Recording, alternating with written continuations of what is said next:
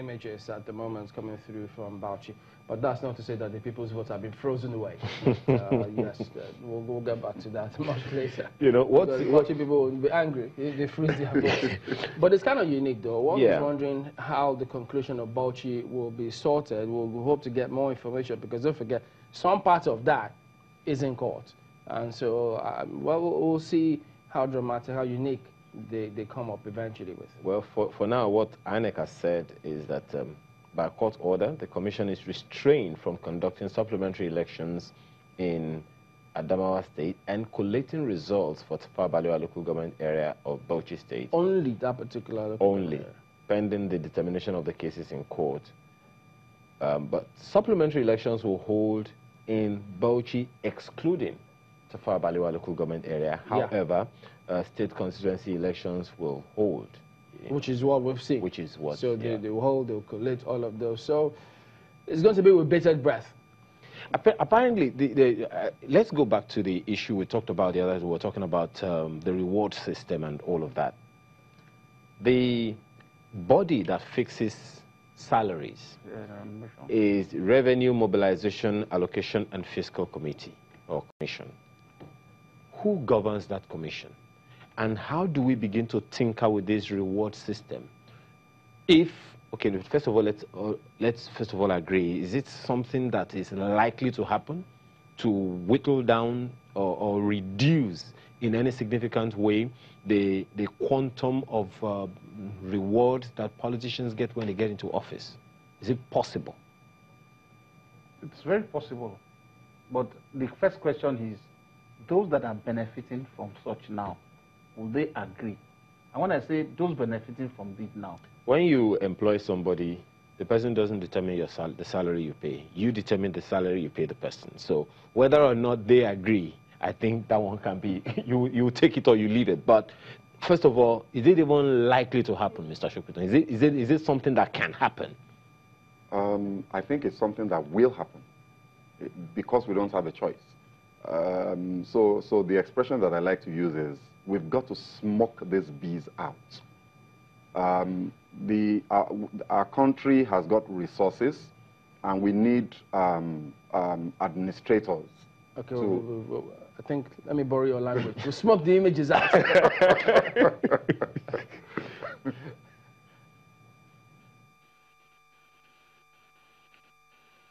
Then to make it easy from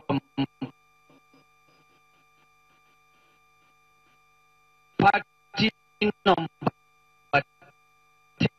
10 to party number 23 are all zeros, just to save time. Right, let's continue. AP from all the zeros. Let's have one house, please. One house, please. APP 0.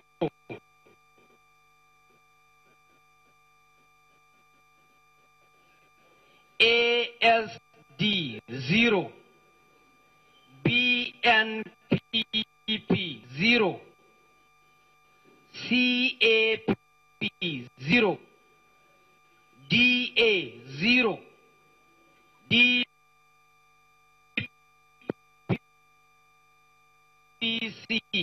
0.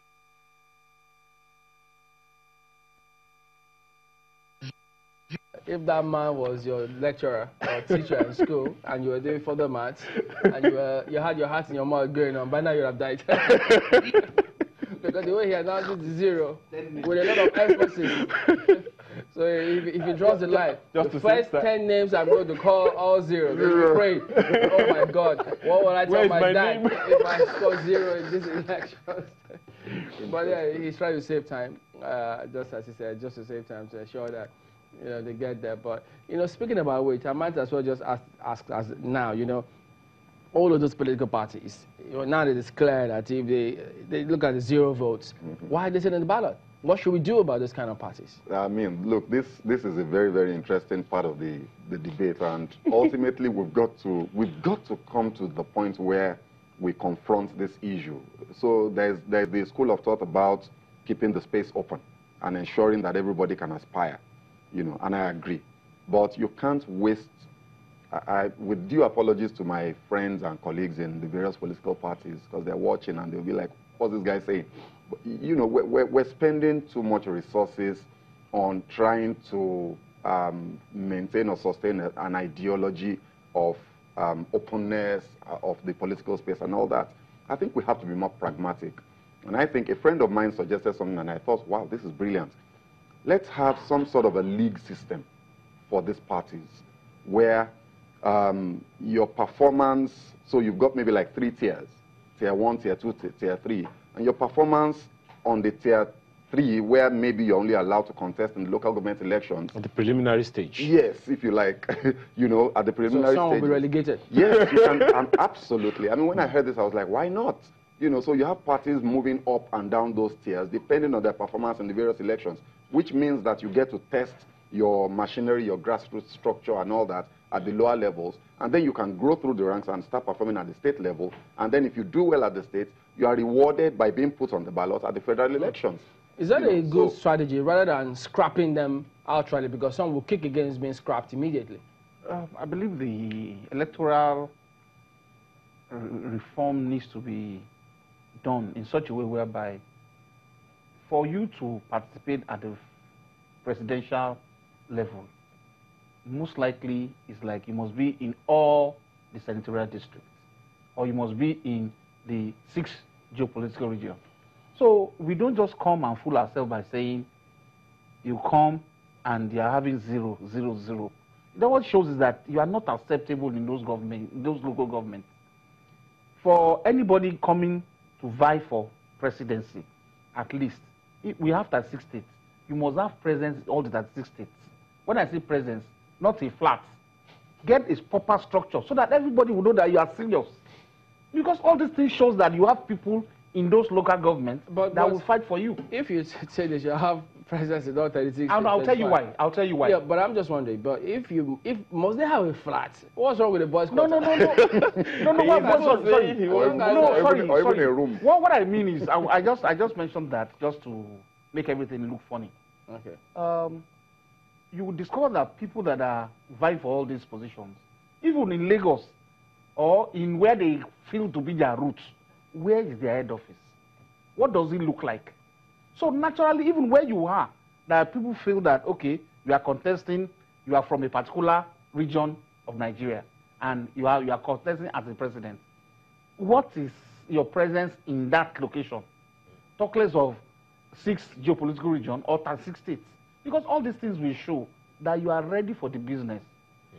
But one of the things that INEC has decided to do on that, if this helps, is that, you know, if you don't win anything at the state level or federal level. Okay, for now. Yes, that's what INEC has said. You get deregistered. Which is very good. I don't support that. Okay. I don't support that. Okay. I think it's important to keep the political space open. And for as long as I have a right to associate and I have a right to aspire for office, I should also have a right to say, you know what, I don't want to belong to party A or party B because I don't believe in the ideology. This group of people projects the things that I believe in, and that's where I believe I belong.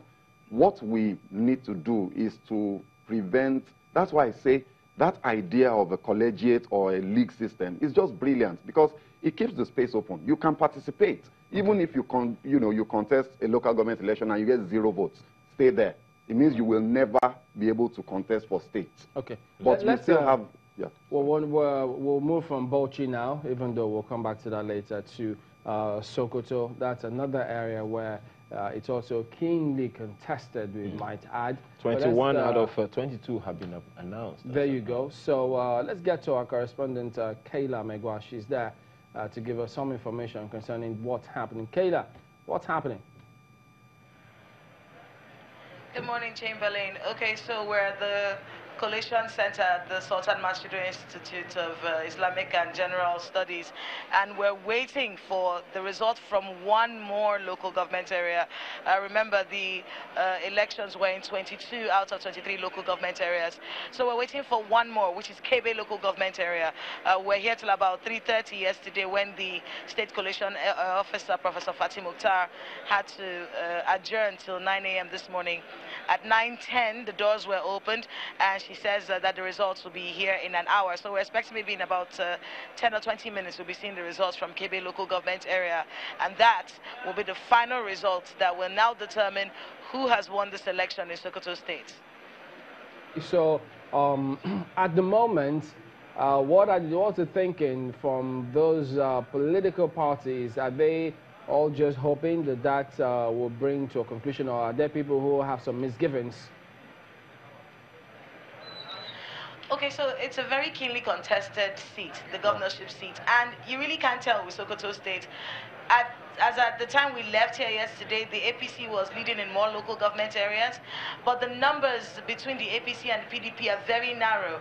Now, Kebe is a very important local government area with a lot of voters, so we don't know what is going to happen. The figures from there might sway it either way, and the resident electoral commissioner has been categorical. He says that the winner will be announced by a simple majority, so we really don't know right now. It's a very dicey situation, so we just have to watch and see what happens. Okay, so you say that will be in the next 20 minutes or thereabouts, right? Okay. Yes, in about 20, 30 minutes, because she made the announcement about 30 minutes ago that the results will be here in an hour. All right. Is there any information about state constituency elections as well? Now, the focus for this particular coalition is the governorship election. That is all everyone has been talking about in Sokoto State for now. So we'll be getting to the other ones much later, but for now, the focus is on the governorship election. All right, Kayla. So we'll wait as well, and hope that when they do come up with that announcement, that will be it at least. So you can go get your breakfast or lunch. Thank you, Kayla. So that concerning Sokoto State. So the state constituency, yes, it's holding, but they're keeping an eye on the very big one. Interesting thing about Sokoto, from information we have from INEC, is that there are 22 local government accounts that we saw.